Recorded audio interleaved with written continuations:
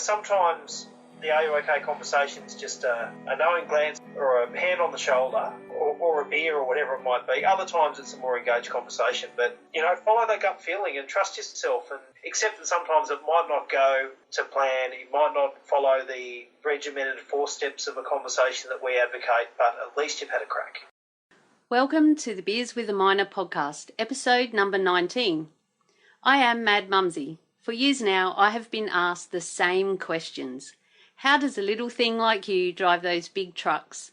You must be rich. Oh, how do I get a job doing that?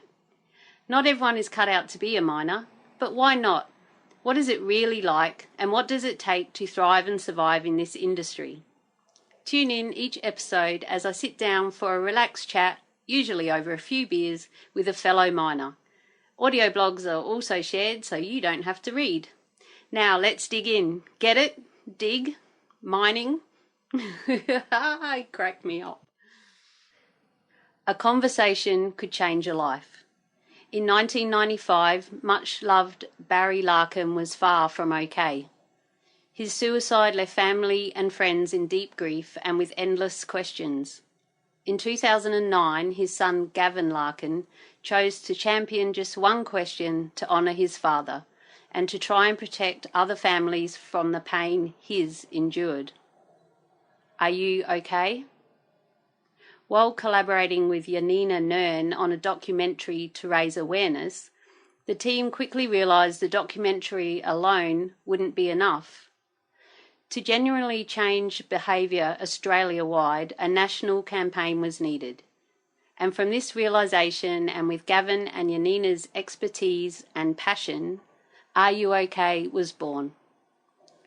Gavin remained a passionate champion of the fact a conversation could change a life, even as cancer ended his in 2011. His and Janina's legacy is ensuring all Australians realise a little question can make a big difference to those people struggling with life. As well as helping you start these conversations, Are You OK are also working with experts in the field to monitor how these conversations impact on Australia's suicide rate. Today I am speaking with Brendan Maher, the current CEO of Are You OK Day. Welcome to the podcast, Brendan. Thanks very much, Leanne, or would you prefer I called you Mad Mumzie? Oh, look, you can call me Mad Mumzie, but Mad Mumzie is out of the closet now, so to speak. So I interviewed my mum, that came out this week, and she called me Leanne, the first time on an actual podcast. And I'm proud of who Mad Mumzie is, so whatever feels right for you, Brendan. No worries at all. Now, I first heard of Are You OK Day through a hashtag on social media. I'm pretty sure it was last year. I know I made a Canva picture, which is the software that I use to whip up a little picture to share on my websites and stuff. If you don't know Canva, you really need to get into it. My friends, canva.com is free, it's awesome. So I shared it on my Mad Mumzie page and I thought it was a fantastic idea and about getting the conversation going and just asking, are you okay? And here I am today interviewing the CEO. Welcome to the podcast, Brendan. Once again, it's an absolute honour to have you here. Well, it's really great to be here. I think, at the end of the day, we want to get this message out to to every corner of Australia, and it's these kind of conversations that help us reach, different people. And we know that the resource sector is an area that has lots of challenges for people, working in, kind of fly-out jobs. Even those who aren't working in fly-out jobs. At the moment, there's another lens of uncertainty over the sector, I guess. It's, it's not as vibrant and buoyant as it might have been a few years ago. Everyone's aware of that. And it's these times that the relationships that we have with our workmates, with our family and friends, particularly as they get tough, that kind of help us weather the storm, so to speak.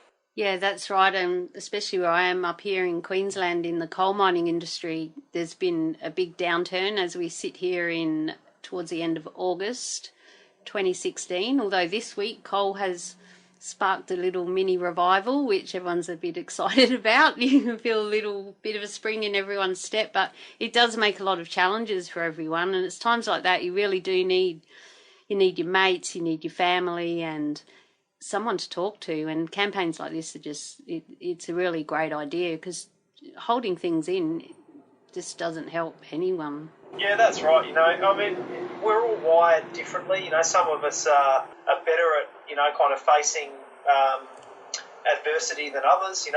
Some of us think we're good, and then when we find ourselves in a bit of a tough spot, we realise that, perhaps we weren't as resilient as we maybe thought we were. And I guess, as a movement, RuOk relies on you and I to notice the changes in people that we spend time with, our workmates. We're well positioned in I guess noticing changes in people around us that might give us a bit of a gut feeling that things perhaps aren't quite right, and finding the time and having the courage to reach out and say to that person, look, I've noticed you just haven't been yourself lately. Is everything okay? Can I help? That's right. It's a great thing, and I guess especially when it comes to blokes.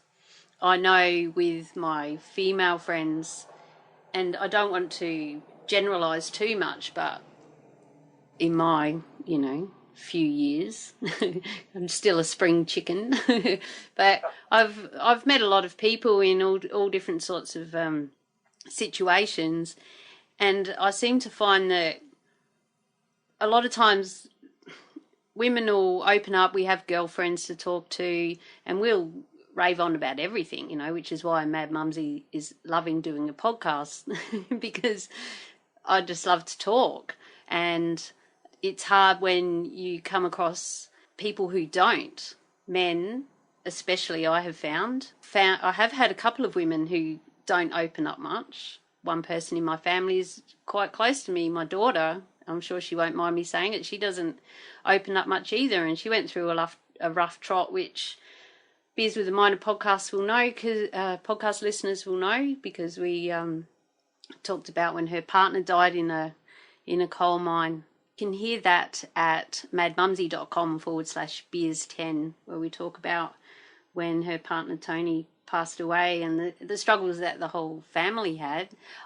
I managed to open up and chat, but she just held it all in. We went through the company. We could go and see a psychiatrist, I think, through the company help, and I got a lot out of it. But she said, yeah, I'm not going back, because it's just not her style. Is that what RuOk Day is about? Just, I don't know if I'll use any of that. That's fine. That's fine. I'm trying to wrap my head around the and I don't want this to be all about me, because sometimes it can be, because like I said, I do like to talk. But I know that I struggled trying to help my daughter by trying to get her to talk about it. And you just can't make some people talk. So is that what you're saying? Just by at least asking the question, you're giving the opportunity for someone to talk? Absolutely. It's often said that, the worries that keep us up at night aren't as bad once we've shared them with a friend. Mm. And even though someone might not be the talking type, the very fact that they know that there's someone that cares enough to have, kind of reached out and noticed change, is quite often really profound in itself. I mean, the truth is, you're right about blokes. I mean, if I draw, my comparison to working 7 years with Lifeline, as you know, I'm sure you're aware, is a 24-hour telephone crisis service. Lifeline take over 1 million contacts a year now, and certainly when I was with the organisation, 65 to 70% of those contacts were from women. And really, it's not women have, yeah, absolutely, and it's not because women have more problems. It's because women are better at seeking help. Yes. Putting their hand up when things aren't going well. probably have, sort of safer social circles, more willingness to know that they're going to be heard. And look, in a lot of respects, I don't believe that blokes don't want to talk. I just think sometimes, they might not have, quite the same opportunities to have a yarn. That as guys get older, their social circle sort of can shrink, whereas women are much better at kind of maintaining those social networks than guys are. Like I'm sure many blokes who are listening now can probably think, gee, there's probably 5 or 6 people that I haven't spoken to for a while. It could be 6 months, could be a year, could be 2 years. But they know when they pick up the phone or reconnect with that person that they'll probably pick up just where they left off. Yeah, it's not hard to let those relationships sort of wane to a point where 2, 3, 4, 5 years go by, and then it becomes more difficult perhaps to reconnect with people that at one stage of our lives was sort of really important. That's right. I must admit I've got plenty of friends like that in my life too. My sister and I call them they're special people. They're one of the special ones, because it could be 10 years and that whenever you get back, it's how you were, or if we ever needed each other, they're there. I do have some men friends that it's kind of like, creaking open a door or something. Once you start having a chat, and in a different way, not in a, in their way, I guess, in a way that they can not understand but relate to a little bit more. And I think there's a lot more, especially with all the suicides that we've sadly had in our industries. Especially, it became quite prevalent over in WA with the inquiry into FIFO suicides, etc., and happening out at camp and things. And it seems the conversation seems to be opening up a lot more than it has, and especially with campaigns like yours, that's just helping it a little bit more. But I just wonder, on the ground, if change is being seen. Do you have stories of how conversations have helped that you know of? Many stories. Many stories. We were really, really privileged in 2014 and 2015 to be part of a national conversation bus tour, where we took a big yellow bus, across Australia, and visited a lot of kind of regional remote communities. Some sort of metro city places as well. So kind of went to Melbourne and Brisbane and other places. But last year, one of the experiences I remember well was in Kalgoorlie. We went to a mine site out there and had an event, and there was a guy by the name of Sean who came and had a yarn to us afterwards, and he said, "Look, I really want to tell my story." And we had a kind of a video camera and sort of a makeshift recording studio in the back of the bus, where awesome. we could kind of capture stories, from real people. And like people want to hear from people that they can relate to. And Sean was you wouldn't get more of a stereotypical bloke's bloke. You know what I mean? Like, yeah. You could just tell that it was going to be hard for him to tell this, but he wanted to tell his story, and he got to a stage where there was a big change in his working environment, and it wasn't working for him. And he recounts how he was in such a dark place that he'd be in his bedroom with the blinds closed. And he'd talk about, the phone would ring, or there'd be a knock at the door and your stomach would just drop because, there was all this anxiety. And wow. he refers to his immediate supervisor, who was a lady that was his immediate boss, who sat him down and said, "Look, I can tell things aren't quite right. What's going on? And, what can we change to make life easier?" And as a result of having that conversation and being really open and honest, this immediate supervisor changed things around for Sean, and he, looked us in the eye and said it was such a profound change for him to actually be heard, and such a subtle and small change. He said, but he's absolutely convinced it's why he's still here walking the planet.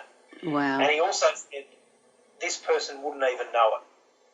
It was just, it was a small thing on this person's behalf to actually sit down, give him a chance to be heard, to be understood, and to make a couple of changes that were in within the realms of that person's, ability that sent him back on the straight and narrow, and now he's thriving again.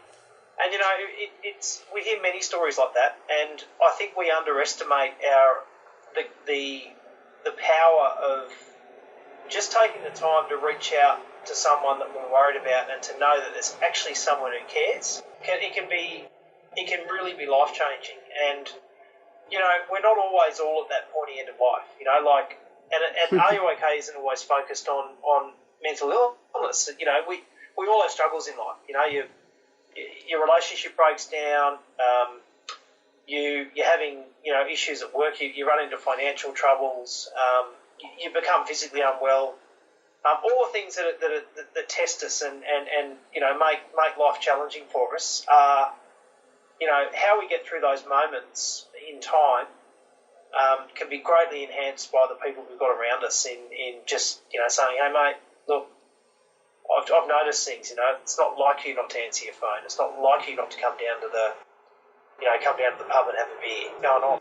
And because a lot of times too, we don't know what's going on with people, and especially if we work with them in any workplace, I guess, but especially out in mining. And I've come across this plenty of times over the years, and I guess it's kind of helped form the messages that I'm putting out there. Is just because the dozer driver on the dump's getting cranky and yelling at everyone doesn't mean that it's us. You don't know what's going on in their life. And and that's the sort of thing, if you can tell a big change and you can just say, well, what's up your ass today, mate? Oh, I've got to tell you too, this shows you're allowed to swear if you want to. It's rated explicit in iTunes. Yeah, well, if you're in mining, you got to hear it, or don't bother going because you'll be a bit precious.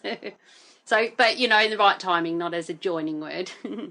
But yeah, I noticed that too, and I've noticed a couple of times. Last year, I was going through a bit of a tough time myself, and I was out at work, and I needed someone for a couple of times there. It was after my daughter's partner had died, and I did not want to be in a mine site because he never came out of a mine site. He died in one. He had a heart attack, Brendan, and I didn't want to be there at all. And the first mine, the mine I was at when it actually happened, the team around me were fantastic, they were awesome. But then I left mining for a while, and when I came back, there were certain things that I just couldn't handle, and I didn't know anyone there, and I didn't have the support, and I ended up not being me at all. And that scared me because I'm the positive one. I'm the one that helps everyone else get through shit. And then when it was my turn, I wasn't letting on either. I guess one time I went in, and it came out later, and this one lady said to me, I remember that day. I thought you were just really sick, but I'd basically had a bit of a meltdown in my truck during an emergency, because every time there was an emergency siren going off, it reminded me of when Tony died. And it was probably just a sensor on a machine that said it was on fire. It didn't mean there was a person in trouble every time this emergency siren went off. But I found myself curled up on the deck of my truck and in a, what do you call it? Fetal position. What the hell am I, well, what the fuck am I doing here? I'll say that right now. But I got through it eventually. You did, and, you're probably sharing an experience that, that people can relate to, and you probably got completely ambushed by something that you didn't expect. Exactly. And that's the truth. It can, life can creep up on you. When you talk to people that and I've come across plenty of people that you would think, heavy set, tattooed, beer drinking blokes who will open up and say, hey, you know what, I went through a really, really tough time, and, I actually can't believe I'm here today, but, I'm here because of my mates, or because of my wife, or because of my kids. Someone cared enough to, kind of say, sit me down and say, what's going on?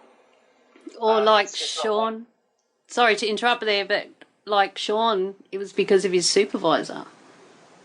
Exactly right, who took, had her blinkers off and cared enough to, kind of sit down and spend, 15 or 20 minutes with someone to try and understand what was going on.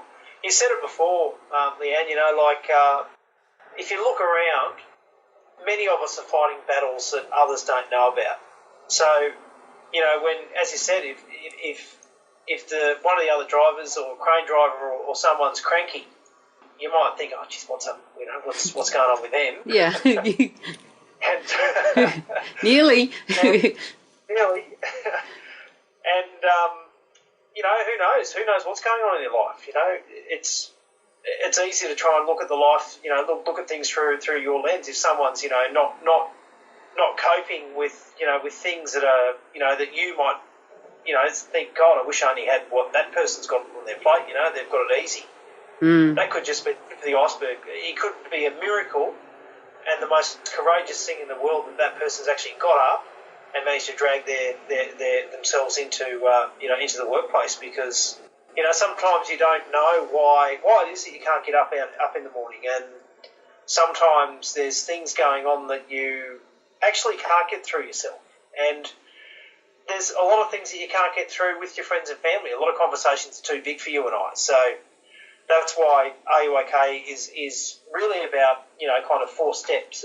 The first thing is to notice that something's not quite right, and to follow your gut feeling that says, something's not quite right, and have a bit of courage and find, an appropriate time to have a yarn to that person, like go for a coffee or a beer, or find some time where you're going to be able to sit down with them and, spend the time with them to have a chat.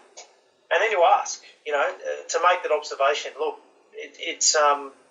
I'm just worried about you because, you're just not yourself. And these are the reasons, because those proof points are important, because it makes it more difficult for that person to deny that something's, actually going wrong. And, if they do deny it, that's fine. Maybe it's too difficult for them to talk about. Maybe it's far too personal. Maybe they don't trust you. There could be a range of things. So if they deny it, that's fine. Yeah. Because maybe later on that night they'll go home and think, I was doing such a good job keeping this under wraps, or at least I thought I was. Yeah. But they're onto me. They're onto me. Look out. Yep. And then it's about, asking that question, look, are you okay? Is everything going all right? Talk to me. What's happening? And then it's about listening and not, we all tend to be problem solvers and we want to jump in and try and solve someone's problem. And really, at the end of the day, it's about just listening and letting that person get what they want to get off their chest. And then it's about encouraging action. So have you thought about going to see your doc? Have you thought about accessing the EAP or whatever supports the company's got, if it's a workmate? Is there anyone else you can talk to about this? Give that person a chance to try and think about, some things that they can do to start getting things back on track. And then finally, it's about following up with that person, in a week, a few days later, and saying, look, how'd you go? Did you get to the doctor? I don't need to know the gory details. Yeah, I did. I got to the doctor, and you know what? It was this, and I'm feeling so much better. And all of a sudden, you've been involved in helping someone, perhaps sort of get things back on track, and it feels good. It feels really, really good, and who knows where that problem could have gone without your intervention, and the fact that you've taken the time to say to that person, look, I'm worried about you. I care about you. What's happening? And, you don't have to get into touchy-feely stuff. All you've got to do is just suss them out and see what's going on and let them know that you care. If worst case scenario they get pissed off and they tell you to mind your own business, it's not a fail. It's not. In time they will appreciate the fact that you've taken the time to reach out and say, everything going all right. And you also might find that they weren't ready to talk to you today. They might have been taken aback a little bit, but they might process it overnight or in a week or next break, and then next time you have a chat, they might be ready for you to ask again, or they might be ready for them to open up about what it is.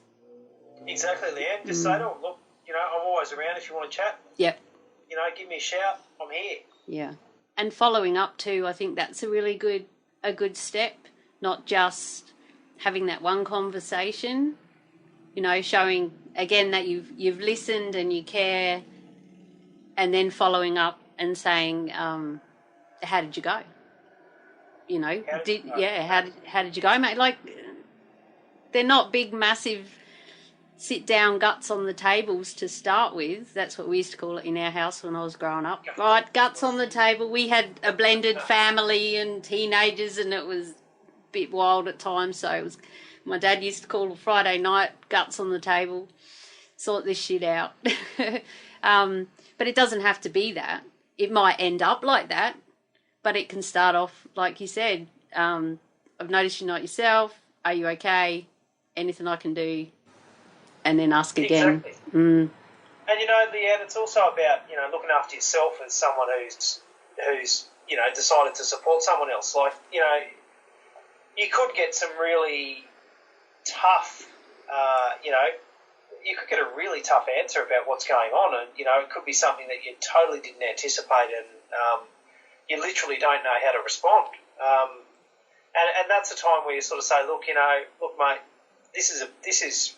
It sounds like you're having a really tough time, and I don't have, I think you really need to talk to someone else about this. This is kind of, this is too big for for me to really help you with. But let me tell you, I've used the EAP that we've got, and it was great. So share an experience about perhaps, a moment that you kind of got through. It's not about who's got the biggest horror story. So, saying things like, saying things like, oh, yeah, look, I know how you're feeling, or, look on the bright side, or things like that probably aren't constructive. We've probably all said those things. Yeah. Oh, that's nothing. I had this, that, and the other, yeah. All that does is kind of, I guess sort of say, their problem isn't as big as it is. What could be water off a duck's back for you could be a major crisis for someone else. Yeah. When you say to someone, look, don't sweat the small stuff, or I don't understand why you're so worried about that. In my eyes, that might look like a small problem, but in their eyes, it could be massive for reasons that we don't know about. Yeah. I felt that with me and the emergency siren. It's just an emergency siren. There was one guy there who was my mate, and when he realised how much I was struggling, he started doing things when we were parked up for another emergency. Once he realised just why I was struggling with it, he'd send me a message on the truck computer system. We can send each other messages. And he'd send me a message and say, "Hey, girlfriend, you all right?" And he'd go, it'll just be a stupid machine. And I go, yeah. And the other thing he said that really helped, and I just felt like such an idiot when he said this, in a good way, I guess, but he said to me, you can turn the siren down because it comes across two-way. And I said, oh, I hadn't thought of that. Like, you can't turn it all the way down because it just wouldn't let you.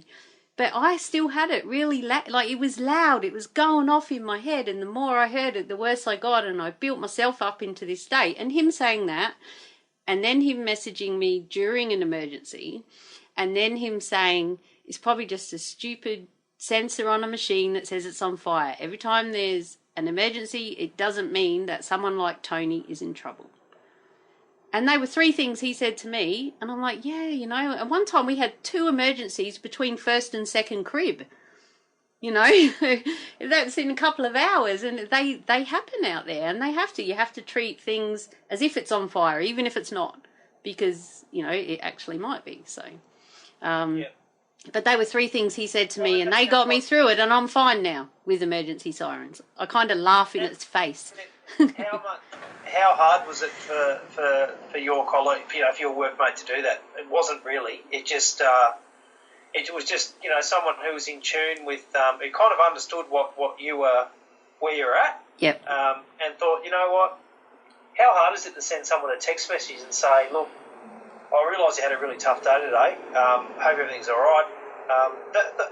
We all know we can put ourselves in a scenario where we get something, you know, from someone that sort of just shows that they, you know, give a crap about us, and it's a really good, simple thing. And, you know, it does take a little bit of getting out of our own heads sometimes, and, you know, as I said before, taking the blinkers off a little bit,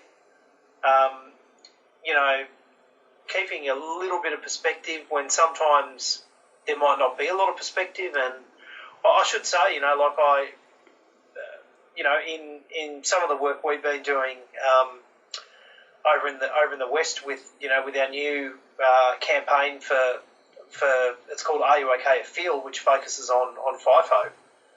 You know, really getting a sense of, you know, some of the challenges that are going on out there, and you know, that extra layer of, you know, kind of uncertainty that you know, really manifests in a range of different things that you don't expect. You know, little things can be much bigger things. You know, not knowing, you know, kind of what's happening. You know, getting concerned about, you know, what, looking over your shoulder, I guess, was one of the guys described to me. Everyone's walking on eggshells, and everyone's looking over their shoulder, waiting for the white envelope. Yeah. And you know, that's really tough. It's really tough, particularly, you know, when you know, things like finances and all that kind of stuff have a, you know, repercussion effect on relationships and all that. But you know, this is why the support of each other is, you know, kind of comes into its own, in respect of you know, kind of asking the question, I guess, and looking out for one another. It's not the panacea though, Leanne. Like it's one small component. It's not gonna solve all of the problems and challenges. But you know, I guess it's one little thing that we, you know, one little ray of light that we can do in really challenging times. You know, things will get better. They will. Anyone who's been in a situation of, you know, sort of economic sort of uncertainty, or many people we talk about the good times and the bad times, and, you know, it's the strength of our relationships that get us through the tough times. Absolutely. And that goes with your family, your friends, your workmates. It goes with everything. I've been definitely walked on eggshells out at work, and you're just waiting, instead of them being out there looking at what we're doing, they're trying to catch you doing something wrong all the time. And just that in itself, it sends a shudder through, and then you know the list is coming of who's going, because they're having a big downsizing, and the big thing that I find is everyone's mind's off the job, you know, and it is life and death what we do in mining. The big shit out there is, a lot can go wrong, and it does. And like you say, it's not only the mental health issues. There's so many other factors that come into our lives, and a big thing that I've been talking about lately in the last few episodes is about how we can start trying to notice within ourselves what we do when little things go wrong. See if I can explain this. So your footy team loses, and they were robbed by the umpire, and you know, you should have won that game, and it might have been the grand final or it might not have, for instance. But you get through that eventually. You get over it, right?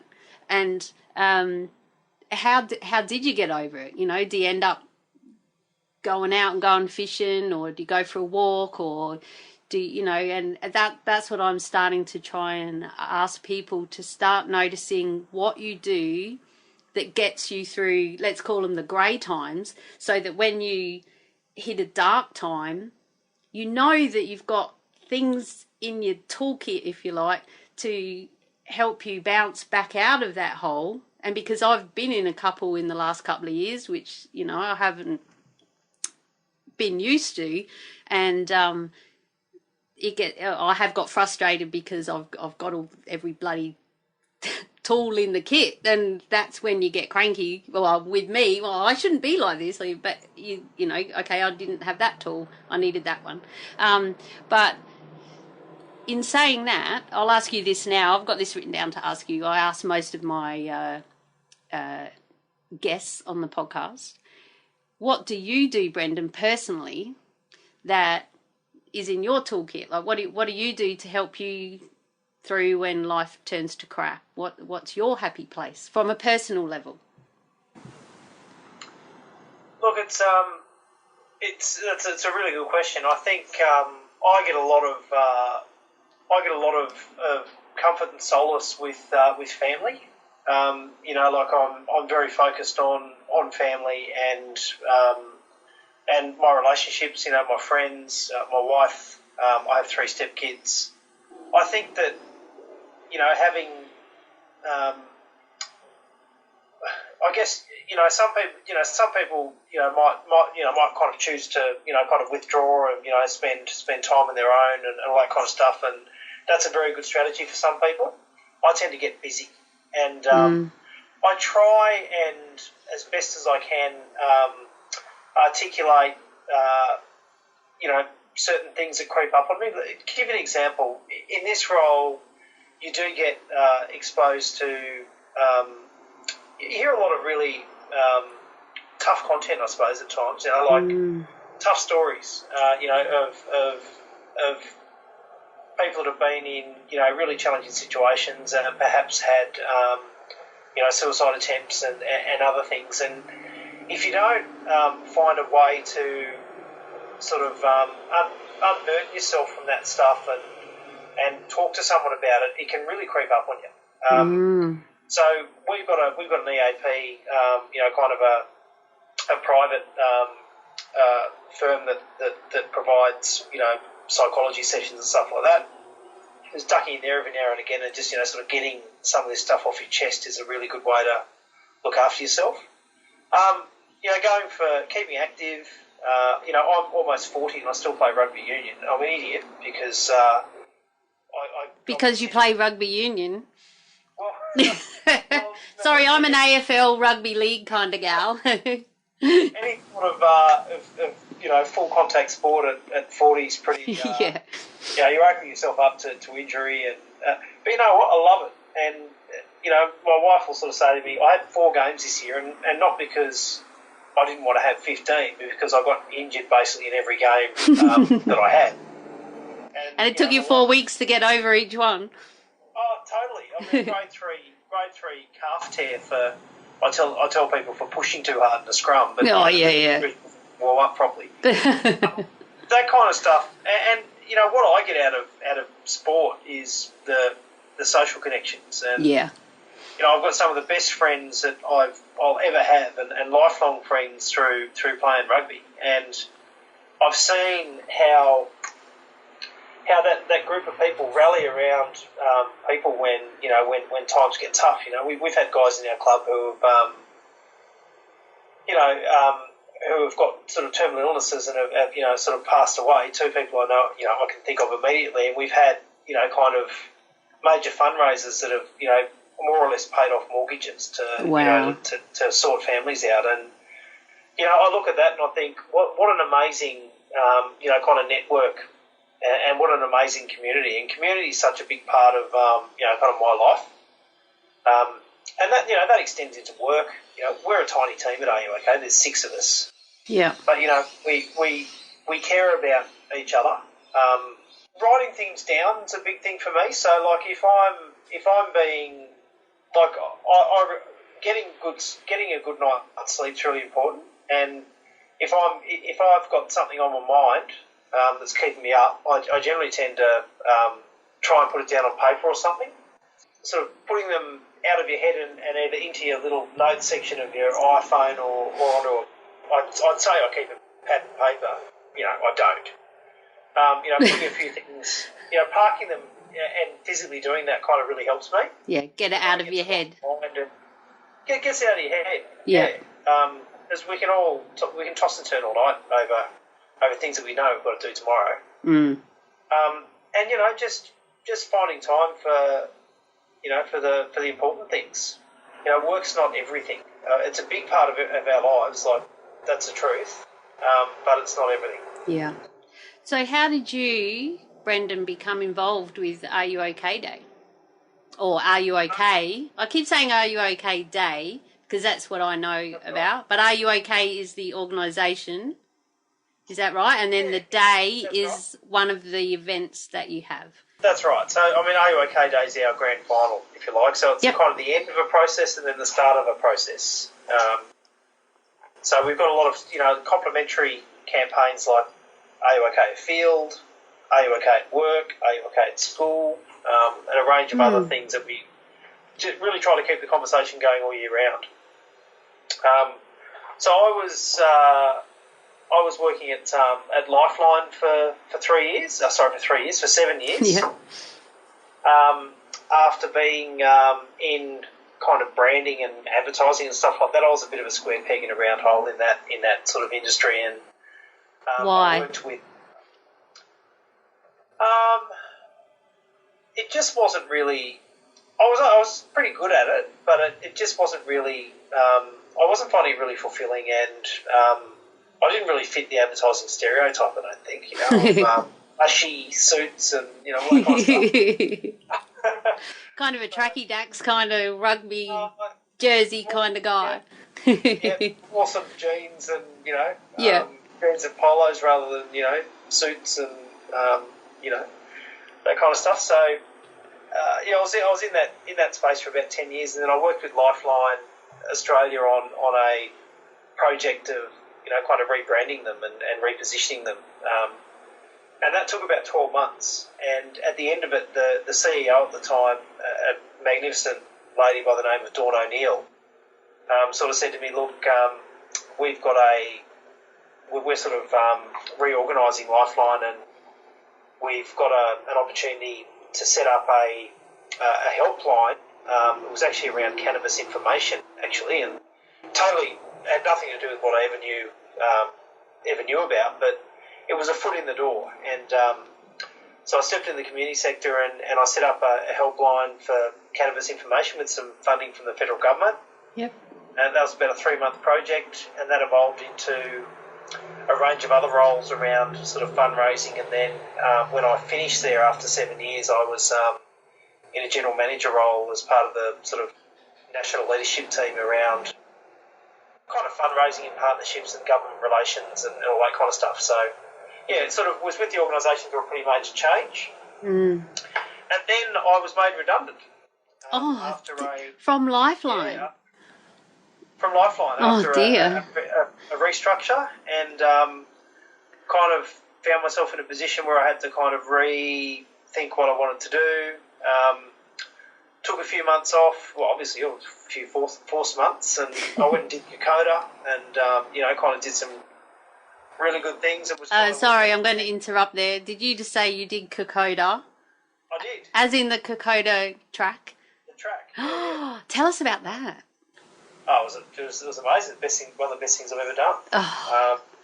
It was a profoundly incredible experience, and just makes in terms of getting perspective on, I guess, what the guys went through, what the guys and girls went through up there, it was one of the best things I've ever done, and I'd encourage anyone to do it. It just gives you, I guess, makes you feel so grateful for kind of what we've got, and, to think that, I had 3 square meals a day, I had walking, kind of sticks, boots, packs, porters, all that kind of stuff, and spent most of it on my ass because it was so slippery. And those guys with, did it with, dysentery and fired upon from left, right and centre and losing their mates and all that. It just gave me a new sort of perspective on things. And, it was a really amazing thing to do. Then, kind of set about trying to find the next move. And to be honest, lost a bit of confidence in myself over a couple of months about, applied for quite a few jobs and didn't progress. And then this opportunity came up at RuOk and I threw my hat in the ring and sort of stepped in there about 3.5 years ago. And I live in Canberra, and the organisation is based in Sydney, so I actually go up to Sydney for half the week every week. So I suppose I'm kind of like, your listeners will probably roll their eyes, but I'm kind of like a FIFO. Oh, yeah, not even.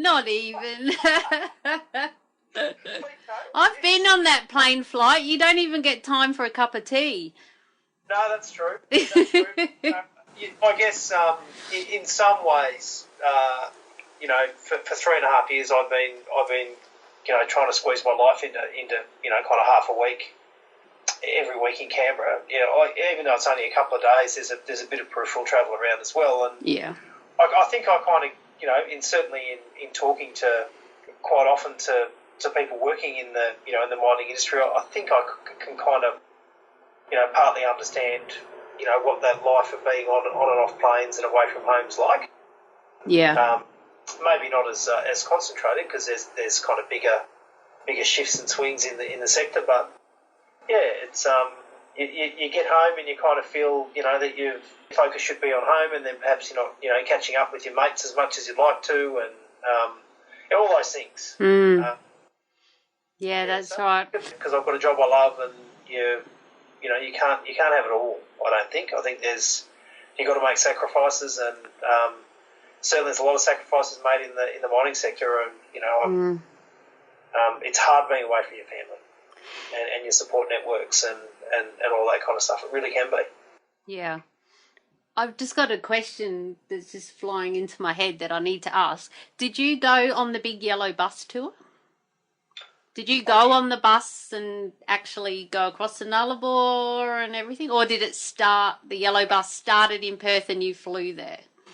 So the yellow bus started in Perth. But came back across the Nullarbor. I didn't go for the whole trip. Because we're such a small team, and it was right in the middle of our sort of biggest campaign period. We had to have some people back on the ground just to deal with all of the community engagement stuff that happened. But I did spend about 10 days on the bus from South Australia through to Victoria, Tasmania, and then back up through to sort of where we finished in Sydney. And it was a really really incredible experience. Oh, I bet you would have met heaps of different people. And did you find that a lot of people wanted, like Sean, I think you talked about earlier, wanted to come on the bus and share their story? Or what else did the bus do other than that? Well, we would set up an event as we were invited to set up an event. So, to give an example, we went to Ulverstone near Launceston in Tasmania. How do you spell that? Ulverstone. Ulverstone. Okay. Yeah, in Tassie. So we went to Ulverstone, and we went to there's a men's shed there. Oh, they're awesome men's sheds. Unbelievable. And they had, I think every one of their members was there, and we ended up interviewing about three or four guys there. But one of the things that I remember was that there was a guy there. I think he was originally from Germany, and he was actually building his own coffin in the workshop. No shit. Was he old? He was old. He grabbed the bite and showing me the plans for this, and everyone was helping him, and they all thought it was hilarious. And another guy I spoke to, I had a yarn to him. I said, "How are you going?" And he's like, "Yeah, I'm not going too bad." He said, "Look, I've had a pretty tough time." He said, "I recently lost my wife, and I also lost my son, who was a police officer about 15 years ago in a motorbike accident." Anyway, he started. I saw that he was quite teary, and I put my hand on his shoulder and I said, mate, it must be really hard for you to talk about. And he looks at me and he goes, no. He said, I'm good with it now. He said, I've just got glaucoma, which makes my eyes water.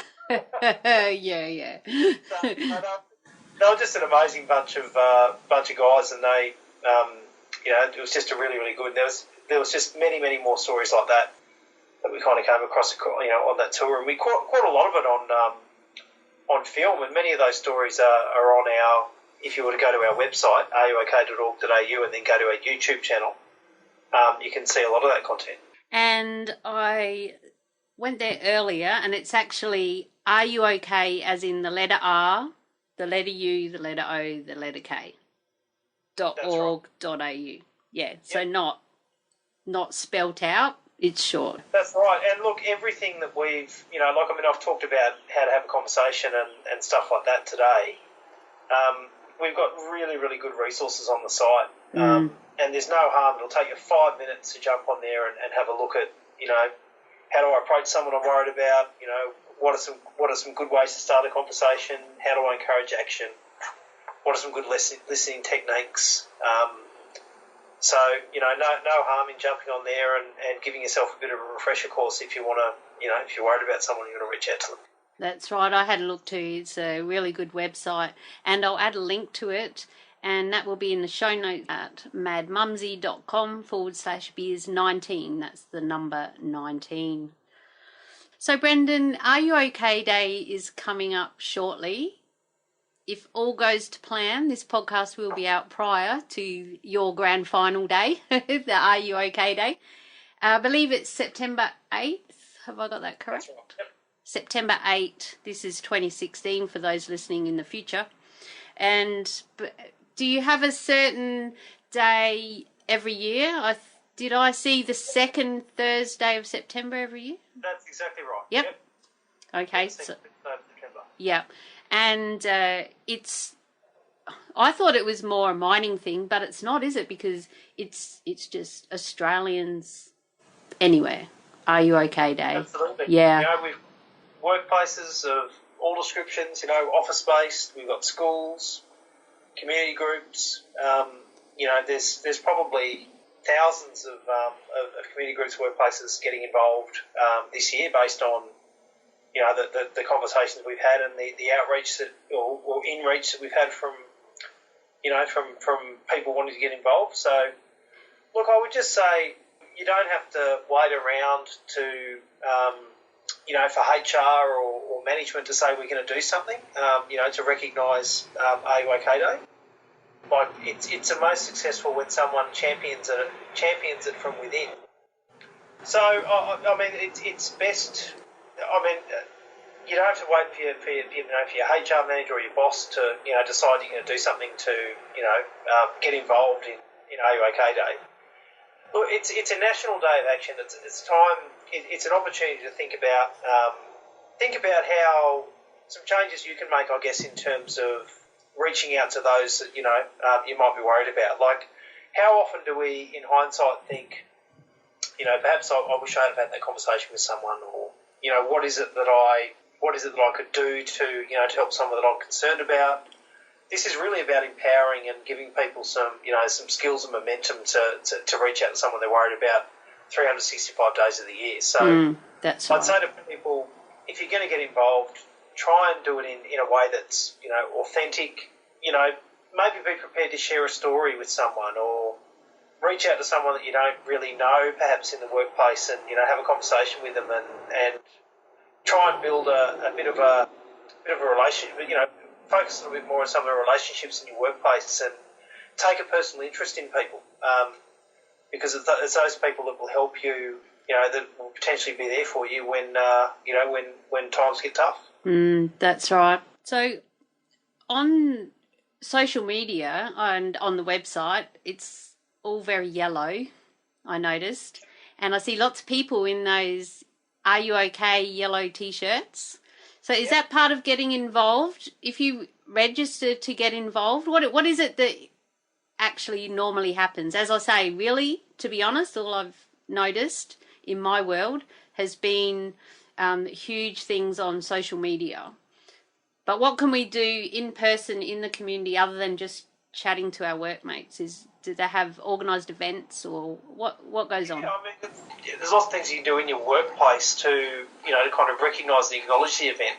I guess RuOk's days like kind of drawing a line in the sand and saying that, look, we want to work towards building a culture of, stronger peer-to-peer support. And it's more about how that kind of evolves, beyond the day itself. So, for instance, the aim of actually organising an RuOk event is to build up a sense of camaraderie and rapport between people involved. So it's, so that you get to know each other a bit better.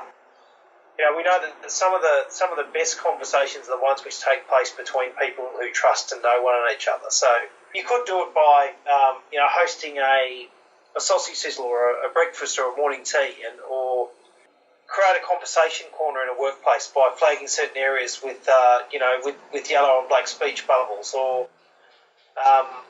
give staff, if you're the boss, give staff a few minutes off to call their grandparents, or a family member who's interstate. Think about who you can reconnect with. There's some great resources that if you're having a toolbox toolkit, for instance, a toolbox talk or a safety talk within a mine site environment. There's a presentation that someone could volunteer to give about how to have a tough conversation. I think at the end of the day, if you can get through RuOk Day and not just have had balloons and cupcakes and think, that was nice, and actually be a little bit more empowered to think, what am I going to do from here to be a better workmate, then, we've probably done something meaningful. It's not about rattling tins and raising money. If you want to do that, that's fine, but it's actually more about what you do to kind of embrace the message, and then what happens beyond the day, to sort of, reinforce the power that a conversation has in helping you help a workmate through those difficult times. So the biggest message that comes from you explaining all of that to me is that, it's not just about the balloons and the yellow. It's about that a conversation could change a life by asking if someone is okay, and just starting to take the blinkers off and getting everyone to start to be a little bit more aware, to think about it for yourself from within. Are you okay? Maybe not. Maybe you need a hand. Or seeing those around you, and it might not just be at work. It might be your neighbour, and like you say, it could be anywhere. But of course, we Biz with a Miner podcast, we're focusing on mining lifestyle, but more and more the people I'm talking to, it's just about life in general. And I think that what you're doing is just freaking awesome. Well, thanks, Mad Mumzie. It's it's really great to have had a yummy. It was the first time I've ever had a podcast where I've been encouraged to sit here and have a beer as well, and I've really enjoyed that. So spread the word. I told you, it's not the ABC. And this is what it's all about. It's all about conversations, and the more that we can start talking about this kind of stuff. And we've got these double beer coasters that we distribute as part of the Fly In Fly Out campaign, because we don't want to be a purist mental health charity that pretends that conversations don't happen over beers. We're prepared to put our message wherever it's going to be heard. Really, find an environment, and I'm not saying that everyone should go out and get blind and try and solve the world's problems, but the truth is that conversations do happen over a beer, and that's right.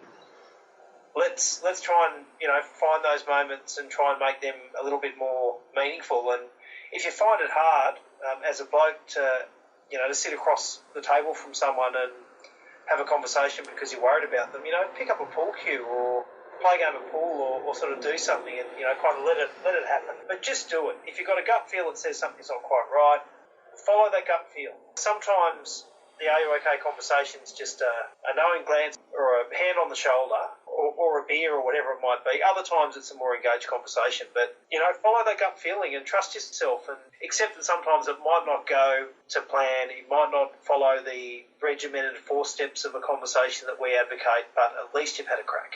Exactly. And if you do feel out of your depth, suggest that they find help with people that know a bit more about whatever it is that they're struggling with.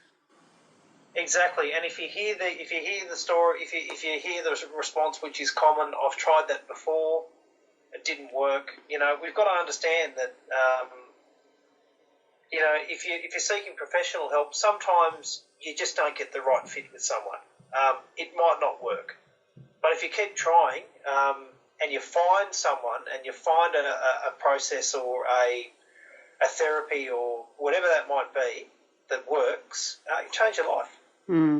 It's like when you're learning a skill and you can have 10 trainers, or not 10 maybe, 2 trainers or 1 trainer trying to tell you. I struggled learning how to drive a truck back in the day, back in freezing cold New South Wales. And I just didn't get what they were on about. But then I had 1 trainer, and however they put it, it all clicked. And I was fine, and it can be like that, It might just be, you might just be that one person or you might be the one that gets them thinking, that then they talk to someone else that helps them. So like you say, we've got to have a crack. I love that. That's awesome. Totally. Life's about insights, isn't it? We can all remember that. Well, if you think about those things that have been said to us by people that matter in the course of our lives, that have been profound, and they've had a big impact on us. Those opportunities are there every day. We could have an interaction with someone that just changes the way that we think about something, and all of a sudden we've got a different perspective on things, and we move on. And it can turn your life around, and it can turn someone else, and it really can. It really can. Mad Mumzie getting deep now, but it can turn your life around. One conversation. Are you okay? Trying deeper into podcasts. Yeah. So you said this, but you said this is the first podcast that you've been on where you're encouraged to have a beer. So is it the only podcast interview you've done? This is the first podcast interview I've ever done. Oh my God, I was hoping you'd say that. I've done lots of interviews. Yes. Media interviews and all that kind of stuff. It's the first time I've ever done a podcast interview. Right. Did you know what a podcast was? Yeah? I listen to podcasts. You do? Well, make sure you sign up and subscribe to Beers with a Minor podcasts on your favourite app, which you'll hear at the end when I close out. Brendan, in closing, is there anything else that you would like to share with us that we perhaps haven't covered? I think we've covered a lot, and I would just reiterate we've got an amazing website with lots of great content and really good tips on how to have a conversation with someone you're worried about. So if you're in any doubt, visit ruok.org.au, and I'm sure you'll hopefully find some really good tips and guidance on how to reach out to someone if you are worried about them. I totally agree. It's a really good website, and whoever's doing it for you, buy them a beer because they're doing a good job. Now, I said in closing, but this is the second time only this has happened in my total of whole 19 episodes. My first question is at the end, because we got yakking pretty quick and got right into it. So I'm still going to ask you. You don't get away with it. As this podcast is called the Beers with a Minor podcast, I like to start, or sometimes finish, these happy hour episodes with my guests sharing their favourite beverage and also their favourite time to enjoy it. It could be a beer, wine, spirit, or perhaps even a cup of tea. What is yours, Brendan? My favourite beer is a pale ale. I don't have a specific brand, but I love pale ale, and one of my favourites is Cooper's Green, a South Australian beer. But I like all beers, so except for light. I don't like light beer. Why? Because it tastes like water? Pretty much. Me too. Pretty much. Yeah. Yeah. I don't mind mid-strength. because I think mid-strength's a very sensible beer to drink. You can have a nice mid-strength beer with your lunch. Correct. You know, and you're fine. And I do believe, I'll have to check the archives, but I think you might actually be the first person who is a beer drinker as their favourite beverage. Everyone else has been wine. Oh, no, I'm definitely a beer drinker. Oh, no question about it. Do you ever drink wine? Yes. When? I like red wine. I don't drink a lot of it, though. I'm a beer drinker who at times pretends to be a wine connoisseur, but if you listen to my interview with my mum, you'll find out that I'm failing at that pretty bad. Yeah, I like to have a wine when I'm eating tea. That's about it, and then I'm back to my beer. So I think that we might wrap up there. No worries. Okay. Thank you so much, Brendan, for coming on the Beers with a Miner podcast. And now that I know you're a podcast listener, I expect to see a rating and review on iTunes. Righto. I got what you noted out of that, Leanne. I hope it was useful and insightful. Absolutely. It was brilliant. It was great. It's time to say goodbye now. We could chat all day, and I have been known to. But what is the best place that people can get in touch with you? The best place to go is our website, which is ruok.org.au, and to contact us through the Contact Us link on the site, or they can email us at hello, HELLO, @ruok.org.au. And you have a Facebook page? And we do have a Facebook page, and it is /RuOk Day. The Facebook page is RuOk Day, and we've got a massive social media community, and there's some really great content that we post on there every day, and it's a really good way to keep in touch with kind of what we're doing. It's fantastic, and there's a really great community vibe in there as well, people helping out, and that's great to see. So keep doing what you're doing, Brendan, and it's been fantastic to chat to you. I've really enjoyed this, and I'll let you know when this is live and you can have a listen yourself. Thanks, Leanne. All the links we discussed in this episode are at madmumzie.com/beers19. That's madmumzie with a Z or a Z, depending where you're from, and the number 19. I would love you to please leave a rating and review on iTunes so more people can hear about the Beers with a Miner podcast. Head to madmumzie.com/iTunes to find the subscribe link, and please share with your mates. Not an iTunes fan? That's okay. Just search for Beers with a Miner in your favourite podcast app. Thank you so much for listening. Until next week, stay safe, be real, be special, and have fun, for we only live once. Cheers.